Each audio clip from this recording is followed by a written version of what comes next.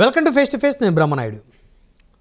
జమ్మూ కాశ్మీర్ పెహల్గామలో జరిగినటువంటి ఉగ్రవాదుల దాడులు తర్వాత రాష్ట్రంలో దేశంలో జరుగుతున్నటువంటి పరిస్థితులు పరిణామాలపై మనతో చర్చించడం కోసం ప్రముఖ మోటివేషనల్ స్పీకర్ బ్రదర్ షఫీ గారు ఉన్నారు. వారితో మాట్లాడే ప్రయత్నం చేద్దాం. సార్ నమస్తే. సార్ నమస్తే అండి. ఉగ్రవాదుల దాడుల తర్వాత దేశమంతా ఒక్కసారి ఉలిక్కిపడింది. ప్రశాంతంగా గడపాలని చెప్పేసి వెళ్ళినటువంటి కుటుంబాలు దాదాపు 28 మంది ఉగ్రవాదుల కాల్పుల్లో చనిపోయారు. సో ఆ తర్వాత దేశంలో ప్రతి ఒక్కరూ కూడా ఆ సంఘటన మీద చాలా ఆవేదన వ్యక్తం చేస్తూ ఉన్నారు. ఇంకెన్నాళ్ళు ఈ ఉగ్రదాడులు, ఇంకెన్నేళ్ళు మన దేశంలో మన పౌరులకి రక్షణ లేదా అనేటువంటి రకరకాల అభిప్రాయాలు కూడా వ్యక్తమవుతూ ఉన్నాయి. సో ఇలాంటి పరిస్థితుల్లో భారతదేశం మతాల మధ్య విద్వేషాలు చెలరేగకుండా ఉండాలంటే ఏం చేయాలి? చూడండి సార్, యాక్చువల్గా ఇప్పుడు ఏదైతే దాడి జరిగిందో చాలా బాధాకరమైన విషయం. అంటే ఒకసారి ఆలోచిస్తే ముఖ్యంగా అక్కడ పురుషుల్ని చంపేసి కుటుంబానికి బ్యాక్ బోన్ లేకుండా చేసి ఒక పెద్ద నష్టం.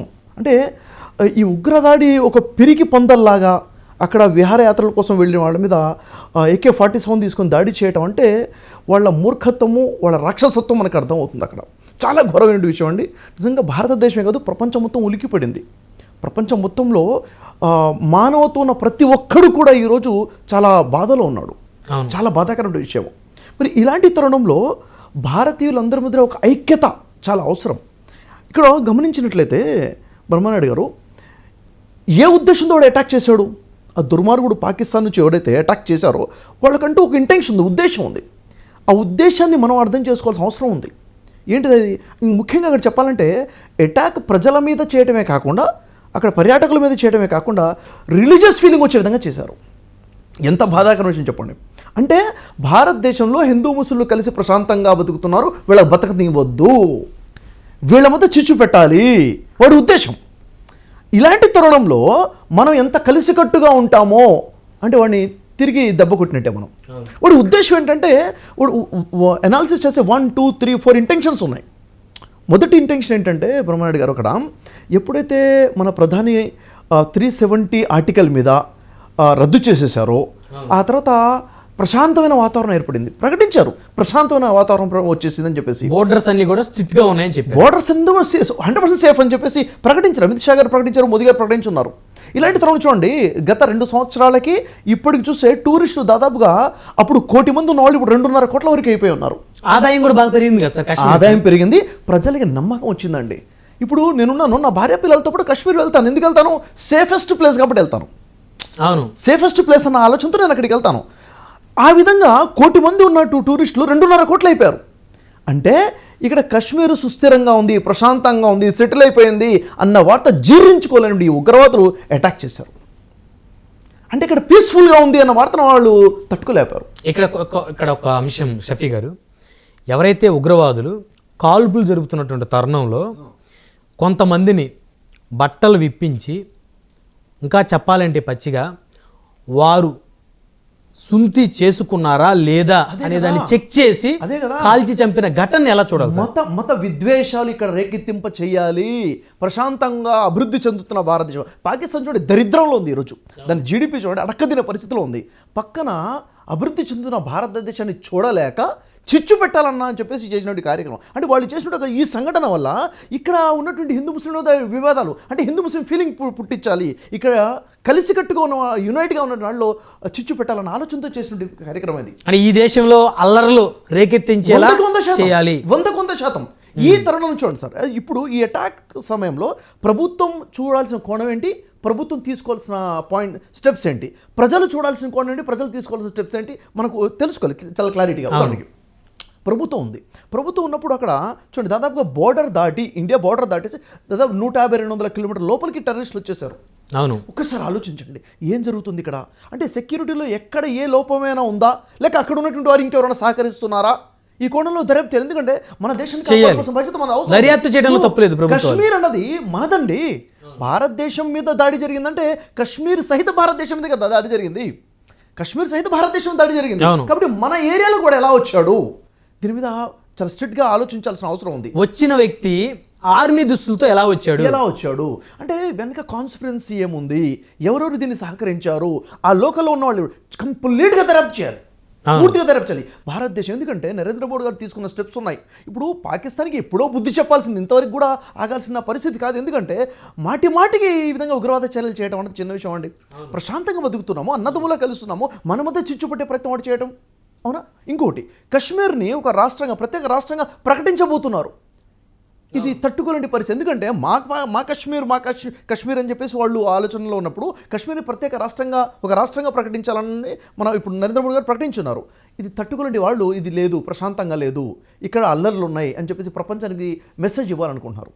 ఇంకోటి, జస్ట్ అటాక్ జరిగినట్టు 1 వీక్ బిఫోరే అక్కడ ఆర్మీ జనరల్ స్పీచ్ ఏంటంటే, అక్కడ దేశ ప్రజలకి, పాకిస్తాన్ ప్రజలకి ఉద్దేశించి, లేదు పాకిస్తాన్ మనం వదిలిపెట్టాము, పాకిస్తాన్ మందే ఉంటుంది అన్న ఆలోచన వాళ్ళు ఏదైతే ఇస్తున్నారో, అంటే వాళ్ళ ప్రజల ఊరట కల్పించడం కోసం, అది ప్రశాంతంగా లేదు, మన గ్రిప్లోనే ఉంది అని చెప్పుకోవడం కోసం వాళ్ళు చేసిన కార్యక్రమం. అంటే కశ్మీర్ మన గ్రిప్లో ఉంది, కశ్మీర్ మనం ఆక్రమిస్తాం భవిష్యత్తులో అని చెప్పాలన్న అంటే వాళ్ళు ఆక్రమించింది కాకుండా POKతో పాటు ఇంకా ఆక్రమించాలనే భారతదేశం ప్రశాంతంగా ఉంచలేము, భారతదేశం ప్రశాంతంగా ఉంచము అన్న మెసేజ్ వాళ్ళు ఇవ్వాలనుకుంటున్నారు. ఈ తరుణంలో భారతదేశంలో ఉన్నటువంటి ఆర్మీ, ఇంటెలిజెన్సీ డిపార్ట్మెంట్ పూర్తి కట్టుదిట్టంగా ఉండడమే కాకుండా భారతీయుల మధ్యన ఐక్యత రావాల్సిన అవసరం చాలా ఉంది. ఇప్పుడు హిందూ ముస్లిం విడగొట్టాలని వాడు ఏదైతే చేస్తున్నాడో, మనం కలిసికట్టుగా ఉంటే చెప్పు తీసుకుని ముఖం మీద కొట్టినట్టు.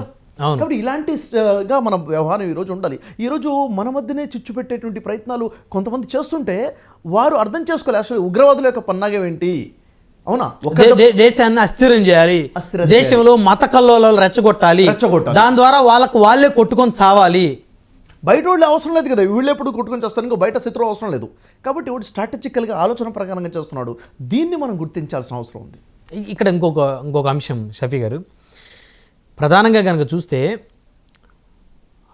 ఆంధ్రప్రదేశ్ కానీ తెలంగాణ కానీ మిగతా రాష్ట్రాల్లో ఎవరెవరైతే పాకిస్తానీలు ఉన్నారో వాళ్ళందరినీ తిరిగి వారి దేశానికి వెళ్ళిపోవాలని చెప్పేసి భారత ప్రభుత్వం హుకుం జారీ చేసింది. వారి పాస్పోర్ట్లు కూడా రద్దు చేసింది. ఇంకా వారి ఇక్కడికి వచ్చే అవకాశం లేదు. వారితోటి పాకిస్తాన్ వారితోటి పూర్తిగా సంబంధాలు తెంచుకోవడం డిసైడ్ అయిపోయారు. చాలా మంచిది. అవును, ఒక్క హైదరాబాద్లోనే 200 మంది పాకిస్తానీలు ఉన్నట్లు గుర్తించారు. సో ఏంటి హైదరాబాద్కి పాకిస్తానీలకు ఉన్న సంబంధం? అంటే పాత బస్తీకి పాకిస్తానీలకి ఉన్నటువంటి పూర్వపు రిలేషన్ అనుకోవాలా సార్? నిజానికి చెప్పాలంటే ఒకప్పుడు అందరం కలిసి ఒకే ప్రాంతంలో ఉన్న వాళ్ళే కదా. పాకిస్తాన్ ఇండియా కలిసే ఉంది కదా. ఒక 100 సంవత్సరాలు వెళ్ళాల్సిన అవసరం, 70 సంవత్సరాల ముందు చూసుకుంటే అంతా ఒకటే. ఇక్కడ వాళ్ళు అక్కడ వాళ్ళు మధ్యలో ఎక్కడైతే బోర్డర్ డివైడ్ అయిపోయిందో, అటు నుంచి ఇటు వచ్చేవాళ్ళు ఇటు వచ్చేసారు, ఇటు నుంచి అటు వెళ్ళిపోయారు. అయినప్పుడు రిలేషన్స్ ఉన్నాయి, ఒక జనరేషన్ ఎన్నికి వెళ్ళిపోతే రిలేషన్స్ ఉన్నాయి. అయినా కానీ ఇప్పుడు ఈ తరుణంలో పాకిస్తానీ భారతదేశంలో ఉండడం ఎంతవరకు సమంజసం చెప్పండి? ఇలా అటాక్ అయ్యేటప్పుడు ప్రశాంతంగా మనం నిద్రపోలేము కదా. ఏదైతే డిసిషన్ తీసుకున్నారు నరేంద్ర మోడీ గారు తీసుకున్నారో, అమిత్ షా గారు ప్రతి రాష్ట్రంలో ఉన్న చీఫ్ మినిస్టర్ కాల్ చేసి చెప్పారో, చాలా రైట్ డిసిషన్ నేను చెప్తాను. ఎందుకంటే మనకి ఫస్ట్ సేఫ్టీ కావాలి. వేరే వారికి ఇక్కడ ఉండే అవకాశం ఇస్తున్నామా లేదా అని సెకండరీ. ముందు మనం ప్రశాంతంగా ఉండాలి కదా, మన భారతీయుడు ప్రశాంతంగా ఉండాలి. కాబట్టి ఎంతమంది అయితే పాకిస్తానీయులు పాకిస్తాన్ నుంచి ఇక్కడ అయితే ఉన్నారో వాళ్ళని వెంటనే పంపించాల్సిన అవసరం మనకు ఉంది. ఇది తీసుకునే చాలా సరైన నిర్ణయం అండి. ఇది ఇప్పుడు అస్సాం రాష్ట్రంలో ఒక ఎమ్మెల్యే, ముస్లిం ఎమ్మెల్యే, ఈ పెహల్గామా ఉగ్రదాడికి సంబంధించి ఇది భారత ప్రభుత్వం కుట్ర అని చెప్పేసి ఆయన మాట్లాడితే అస్సాం ప్రభుత్వాన్ని అరెస్ట్ చేసింది, దేశద్రోహం కేసు పెట్టింది. చాలా మంచి పని చేశారు. ఇదే అన్నా నేను, మనం ఆలోచించి మాట్లాడాలి. దేశం మీద దాడి జరిగినప్పుడు నిజంగా చెప్పాలంటే ఇది అక్కడ ఉన్నటువంటి 27 మంది మీద జరిగిన దాడి కాదండి, ఇది దేశం మీద జరిగిన దాడి. దేశం యొక్క మనశ్శాంతి మీద, దేశం యొక్క శాంతి భద్రతల మీద జరిగిన దాడి ఇది. కాబట్టి తిప్పి కొట్టాల్సిన సరణంలో మనల్లోనే తప్పు పట్టుకునే పరిస్థితి ఉంటే ఎంత ఘోరమైన విషయం. ఉండొచ్చు మనలో 1-2 లోపాలు ఉంటే సవరించుకుందాం, ఇది మన లోపల విషయము. సెక్యూరిటీని కట్టుదిట్టం చేద్దాము, ఇంకా బోర్డర్ని ఇంకా కఠినంగా సీజ్ చేసే విధంగా చేద్దాము. కానీ ఈ టైంలో తిప్పి కొట్టాల్సిన సమయంలో ఈ విధంగా మాట్లాడడం తప్పండి. కానీ షఫీ గారు, భారత సైన్యంలో ముస్లింల పాత్ర ఏ మేరకు ఉందని అనుకోవచ్చు? చూడండి సార్, ఇప్పుడున్న భారత సైన్యంలోనే కాదు, దేశం యొక్క స్వతంత్ర పోరాటంలో చూసుకున్నా కానీ ఆ రోజు నుంచి హిందూ ముస్లింలు ఏకమై పోరాడితేనే స్వతంత్రం వచ్చింది. ఈరోజు పోలీస్ డిపార్ట్మెంట్లో అయినా కానీ, ఆర్మీలో అయినా కానీ ముస్లిమ్స్ పాత్ర ఉంది ఖచ్చితంగా. అందరం కలుస్తేనే భారతీయులం. పాకిస్తాను మతం పేరుతో విడబడ్డ దేశం అది. కానీ భారతదేశము అందరం కలిసి అందరి కోసం ఉన్నటువంటి లౌకిక దేశం భారతదేశము. అవునా లేదా? అంటే ఈరోజు ఒక మాట చెప్పాలంటే, ప్రపంచ దేశాల మొత్తంలో ఒక ముస్లింలో మాట్లాడుతున్నాను ఇప్పుడు నేను, ప్రపంచ దేశాలలో ఎన్ని ముస్లిం దేశాలు అయితే ఉన్నాయో అన్ని దేశాలు సిగ్గుతో తలదించుకునే పరిస్థితిలో పాకిస్తాన్ ఉందండి ఈరోజు. అంటే ప్రతి దానికి కూడా ప్రతి సమాజంలో ఏదన్నా లోపం ఉంది అని చెప్తారు కదా, ఆ విధంగా ముస్లిం సమాజానికి ఒక పెద్ద లోపం పాకిస్తాన్ అని చెప్పాలి. ఎందుకంటే వాళ్ళు చేస్తుంటే కార్యక్రమాలు ప్రపంచం మొత్తం చూస్తుంది. పాకిస్తాన్ యొక్క పాస్పోర్ట్ గ్రీన్ కలర్ పాస్పోర్ట్. ఆ పాస్పోర్ట్ తీసుకుని ప్రపంచంలో ఏ దేశంలోకి వెళ్ళినా కానీ వాళ్ళకి సరైన గౌరవం దక్కనటువంటి పరిస్థితి. అంటే ఆ గ్రీన్ కలర్ పాస్పోర్ట్ చూస్తేనే అన్ని దేశాల పౌరులు అసహించుకుంటారు భయంతో. అంటే వీళ్ళు మనుషులు కాదు, వీళ్ళు ఒక ఉన్మాదులు అని చూసే పరిస్థితికి ఈరోజు పాకిస్తాన్ దిగజారిపోయింది. ఈరోజు అసలు పాకిస్తాన్లో మనశ్శాంతి ఉందా అంటే వాళ్ళే కొట్టుకొని చచ్చిపోతున్నారు. ఎన్ని చోట్ల ఎన్ని అటాక్స్ చూడట్లేదు. ప్రతి దానికి కూడా చంపడము చావడమే పరిష్కారంగా ఉన్నటువంటి తరుణం. నిజంగా మనం రక్షించబడ్డామని చెప్పాలండి. భారతీయులు చాలా గొప్ప అదృష్టవంతులు, చాలా మంచి ప్రశాంతమైన గడ్డ మీద మనం బతుకుతున్నాము. కానీ ఆ చీడ పిరుగులకు దాడి పడకుండా మనం కాపాడుకోవాలి. ఎందుకంటే పక్కన మనం మనశ్శాంతిగా ఉంది, వాడు తట్టుకోలేకపోతున్నాడు. అవును, మన డెవలపింగ్ వాడు తట్టుకోలేకపోతున్నాడు, డిస్టర్బ్ చేసే ప్రయత్నం చేస్తున్నాడు. కాబట్టి మనం ధీటైన సమాధానం చెప్పాల్సింది ఏంటంటే మనం కలిసికట్టుగా ఉండి డెవలప్ అయ్యి చూపించాలి మనం. సార్, అసదుద్దీన్ ఓవైసీ గారు ఓ మాట అన్నారు నేషనల్ మీడియాతో మాట్లాడుతూ. ఇంటెలిజెన్సీ ఫెయిల్యూర్ అనేటువంటి అంశాన్ని ఆయన ప్రస్తావించారు. అంటే ఇలాంటి సమయంలో అలాంటి మాటలు మాట్లాడే ఎంతవరకు కరెక్ట్ అంటారు? సరే, ఇంటెలిజెన్సీ ఫెయిల్యూర్ అనే విషయం ఏదైతే ఉందో ఇది మనం ఇంటర్నల్గా మాట్లాడుకోవాల్సిన విషయము. ఎప్పుడు కూడా బయట మాట్లాడే విషయం ఒకటి ఉంటుంది, మనం లోపల మాట్లాడుకునే విషయం ఒకటి ఉంటుంది. మనం చూసుకోవాల్సింది ఏంటంటే ఉగ్రవాదులు బోర్డర్ దాటి 200 కిలోమీటర్ల లోపలికి ఎలా వచ్చేసారు, గన్నులు పట్టుకుని ఎలా వచ్చేసారు, సామాన్య ప్రజల దాకా ఎలా వచ్చారు, మన భారతీయుల మీద అటాక్ ఎలా చేయగలిగారు, మళ్ళీ పట్టుబడ్డారంటే పట్టుబడకుండా ఇప్పటివరకు అలాగే బోర్డర్ దాటి వెళ్ళిపోయారా, లోపలే ఉన్నారా, వాళ్ళకి ఎవరు ఏంటి అంటే ఇదంతా కూడా క్వశ్చనబుల్ ఉంది. మాట్లాడాలా లేదా అనేది సెకండ్ పాయింట్. మాట్లాడుకుంటే మనం లోపల మనం దాన్ని కరెక్షన్ చేసుకొని సెక్యూరిటీని కట్టుదిట్టం చేసుకోవాలని సెకండ్ పాయింట్. కానీ వాస్తవానికి ప్రాబ్లం అక్కడ ఉందంటే ప్రాబ్లం ఉందండి. ఎందుకంటే మన ప్రధానమంత్రి, మన హోమ్ మినిస్టర్ మనకి చెప్పారు సేఫ్టీగా ఉంది, పర్యాటకులు రావచ్చు అని చెప్పినప్పుడే కుటుంబాలు తరలి వెళ్ళాయి అని ఎంటర్టైన్మెంట్ కోసము హాలిడేస్ స్పెండ్ చేద్దామని చెప్పేసి. అక్కడ ఈ దాడి జరిగిందంటే సెక్యూరిటీ లోపమే కదా సార్. అక్కడ అంటే దాదాపు 2000 మంది అక్కడ పర్యాటకులు ఉన్నారు. అక్కడ పోలీస్ కట్టుదిట్టం ఎక్కడ ఏమీ లేదు, అక్కడ సేఫ్టీ ఏమీ లేదు. సడన్గా అటాక్ జరిగిపోయింది అంటే ఎవరు ఊహించకపోవడం తప్పంట. నేను ఎందుకు ఊహించకపోవడం తప్పంటే ఈ ఇన్సిడెంట్ జరగక కరెక్ట్ వారం రోజుల ముందు పాకిస్తాన్ ఆర్మీ జనరల్ హెచ్చరించాడు కదా, पाकिस्तान की कहानी अपने बच्चों को जो है आपने जरूर सुनानी है ताकि वो पाकिस्तान की कहानी ना भूलें. Well, our forefathers they thought that we are different from the Hindus in every possible aspect of life. Our religion is different, our customs are different, our traditions are different, our thoughts are different, our ambitions are different. That was the foundation of the two nation theory that was laid there. That we are two nations, we are not one nation. So because of that our forefathers they struggled, mounted that incessant struggle to create this country. Our forefathers they have sacrificed immensely and we have sacrificed a lot for the creation of this country. And we know how to defend it. My dear brothers and sisters and sons and daughters, please don't forget the story of Pakistan. Whether it is the third generation or the fourth generation or the fifth generation, they know that what Pakistan is for them.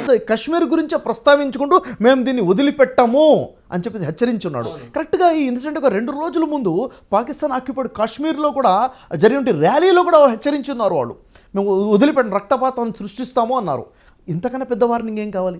ఇంత పెద్ద warning ఇచ్చినప్పుడు ఎంత కట్టుదిట్టంగా ఉంది. ఎందుకంటే ఆ ప్రాణాలు పోయిన ప్రాణాలు తెచ్చివ్వలేము కదండి. ఆ కుటుంబాలకు మనం ఏం సమాధానం చెప్పగలుగుతాము? మనకు కావాల్సింది, మనకి ఇంత పెద్ద ఆర్మీ ఉంది ఎందుకని?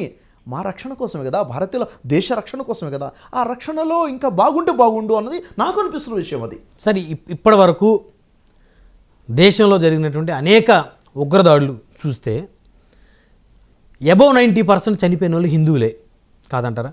ఎస్, చూడండి ఇక్కడ జనాభా 80-90% హిందువులే ఉన్నారు. అటాక్ జరిగినప్పుడు కూడా హిందువులు చనిపోతున్నారు, ముస్లిమ్స్ చనిపోతున్నారు. అంటే ఈ మతం వాళ్ళు మాత్రమే చనిపోతున్నారు కాకుండా అందరూ చనిపోతారు. ఇప్పుడు చూడండి, ఇప్పుడు జరిగినట్టు 27-28 మంది చనిపోయారు. దాంట్లో 2 ముస్లిమ్స్ ఉన్నారు అక్కడ. అంటే ఉగ్రవాదులతో పోరాడి, అంటే ఇప్పుడు సైనికులు పోరాడాల్సింది ఒక వ్యక్తి పోరాడాడు, ముస్లిమే పోరాడాడు కదా. ఎందుకోసం పోరాడాడు? మన భారతీయుల కోసమే పోరాడాడు కదా. ఒక భారతీయుడే పోరాడాడు. అక్కడ పోరాడింది ముస్లిమా అని చెప్పడం నా ఉద్దేశం కాదు. అంటే మీరు హిందువులు అన్నారు కాబట్టి ముస్లిం అంటున్నాను. కాబట్టి ఇప్పుడు కూడా భారతీయుడే సార్, హిందూ ముస్లిం అన్న భేదం లేదు. ఇప్పుడు నేను భారతీయుడిని. ఇప్పుడు చూడండి, నేను ముస్లింగా పుట్టాను, దాంట్లో నా ప్రమేయం ఏముంది చెప్పండి? అవును, మీరు ఒక హిందూగా పుట్టారు, మీ ప్రమేయం ఏముంది చెప్పండి? అంతా భగవంతుడి చేతిలోనే ఉంది. భగవంతుడి చేతిలో ఉంది. మన కులాలు మన చేతుల్లో లేవు, మన మతాలు మన చేతుల్లో లేవు, అవునా లేదా? అందరూ మనుషులమే, అందరూ ఒకే రకంగా తల్లి కడుపులోంచి ఒకే రకంగా జన్మిస్తారు. నా రంగు నేను నిర్ణయించుకోలేదు, నా ఎత్తు నేను నిర్ణయించుకోలేదు, నా కులాన్ని నేను నిర్ణయించుకోలేదు. కానీ నా క్యారెక్టర్ ఈజ్ ఇంపార్టెంట్.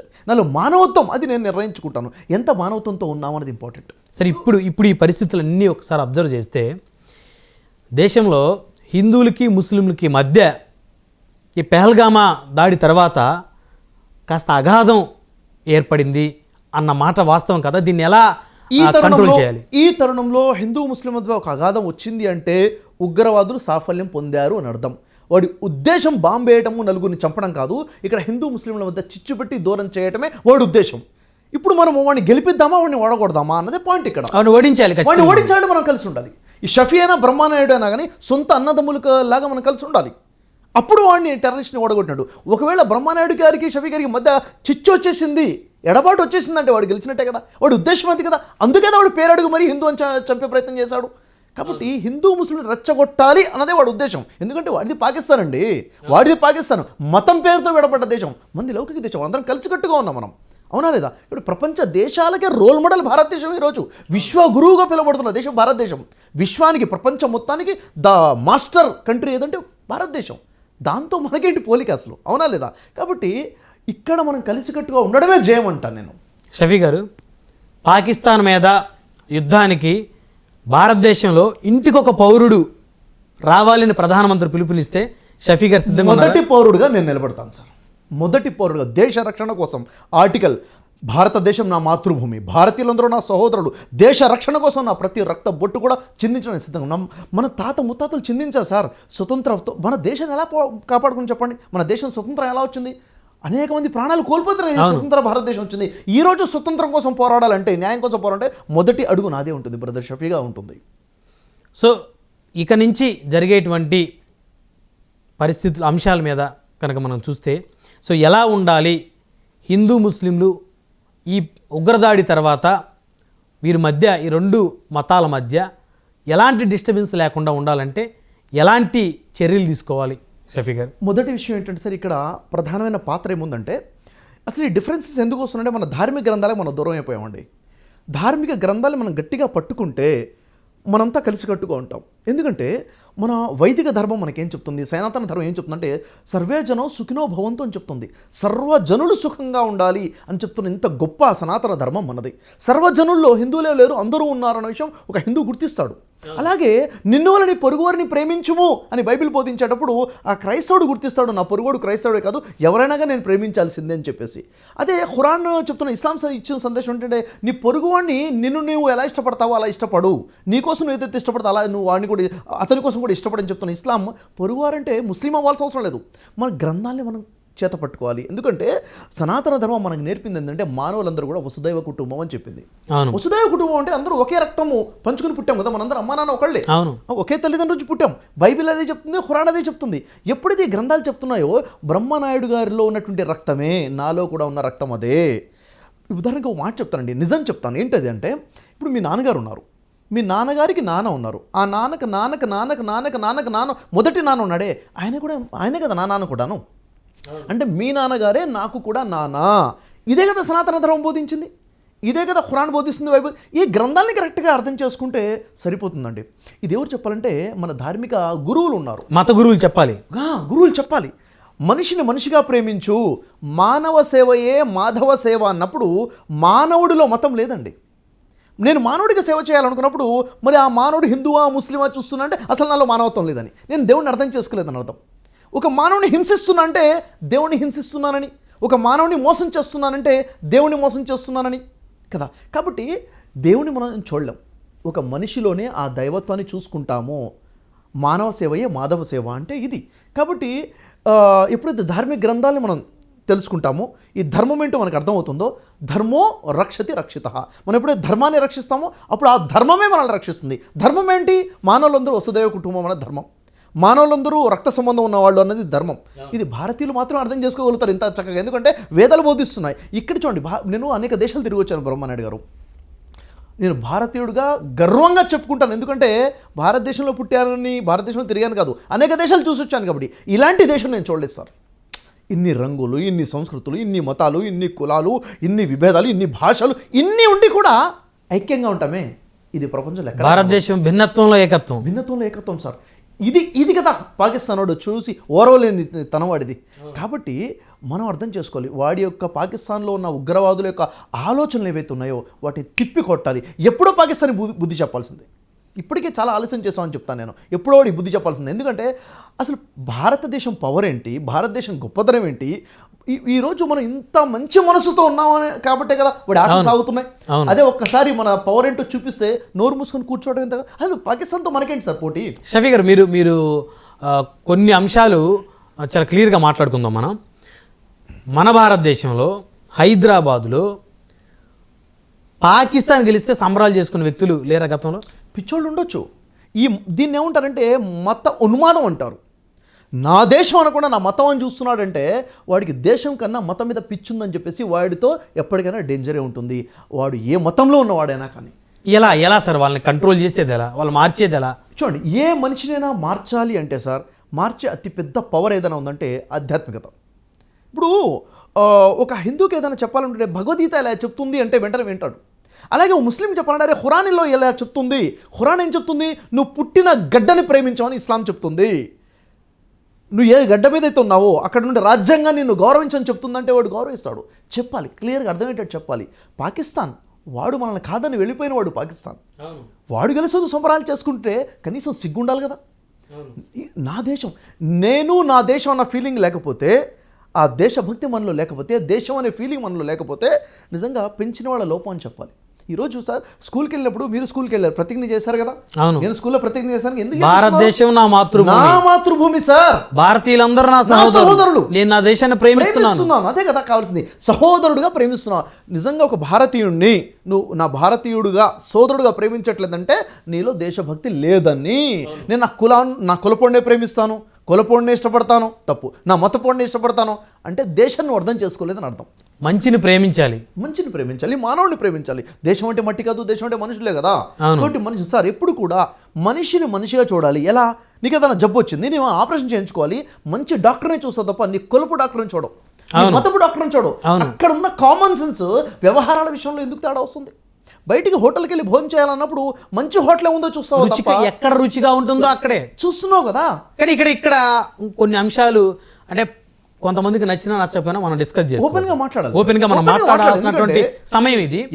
అంటే చాలామంది ఈ ఉగ్రదాడుల నేపథ్యం కానీ లేకపోతే మతాల మధ్య ఏర్పడుతున్నటువంటి అగాధాల నేపథ్యంలో కానీ హిందువులు ముస్లింలు కొంతమంది ఒకరికొకరికి కాస్త విద్వేష వాతావరణం అన్నమాట వాస్తవం. అయినప్పటికీ కూడా హైదరాబాద్ మహానగరంలో అబౌవ్ 60% రెస్టారెంట్లు, మంచి మంచి బిర్యానీ దొరికే రెస్టారెంట్లు అందరూ కూడా ముస్లిమ్స్వే.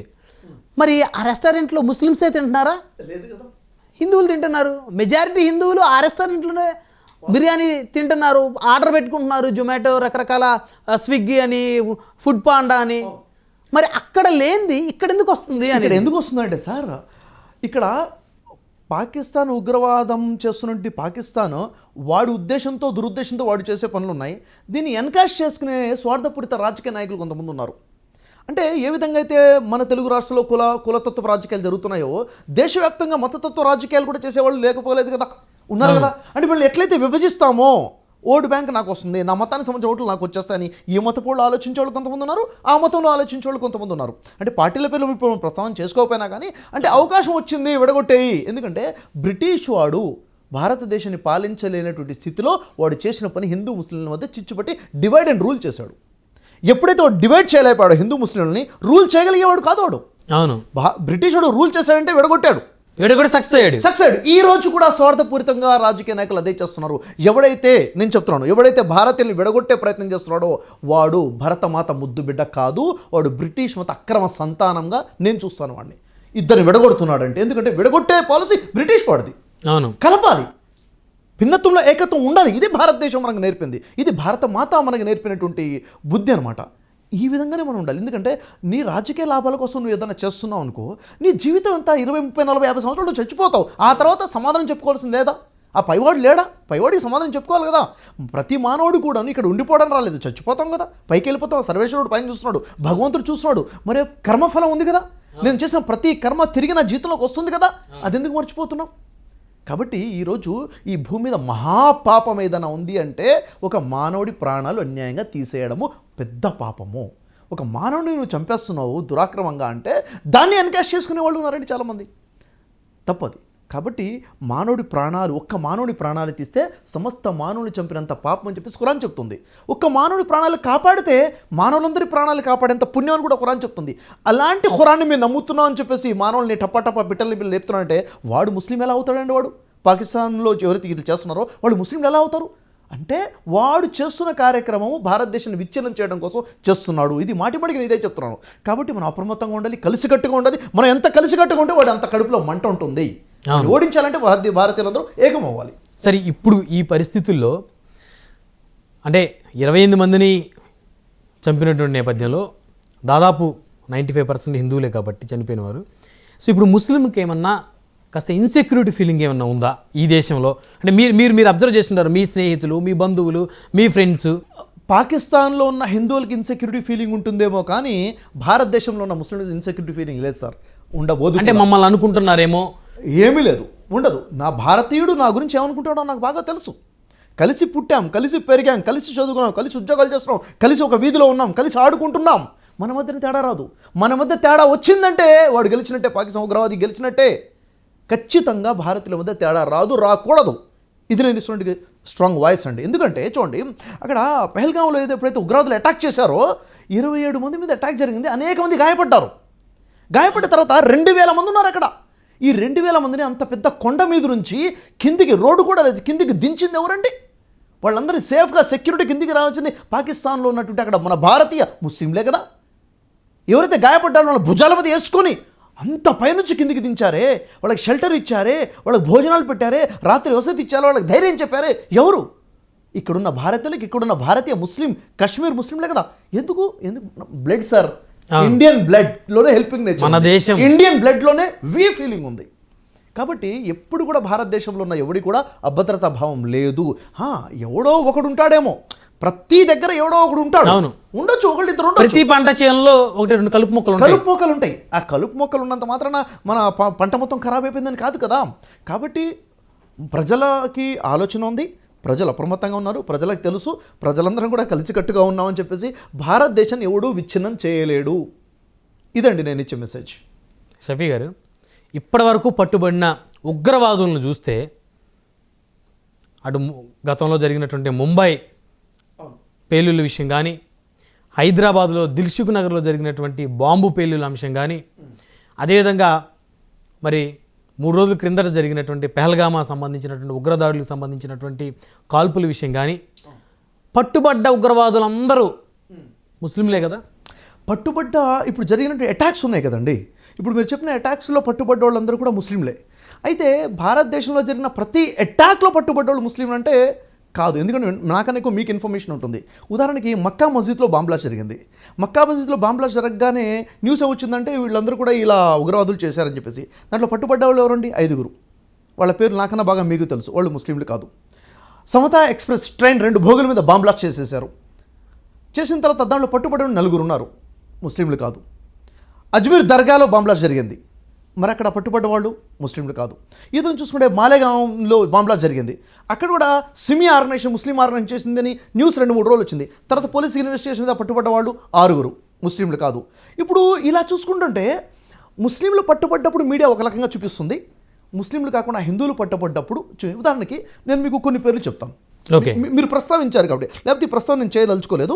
ఉదాహరణకి కొన్ని పేర్లు మనం మాట్లాడుకున్నట్లయితే, ఇప్పుడు సమతా ఎక్స్ప్రెస్ ట్రైన్ అటాక్ జరిగింది, 2 భోగిలో బాంబ్ బ్లాస్ట్ చేశారు, దాదాపు 50 మంది చచ్చిపోయారు స్పాట్లో. అక్కడ 100కు పైగా మంది క్షతగాత్రులు అయిపోయారు.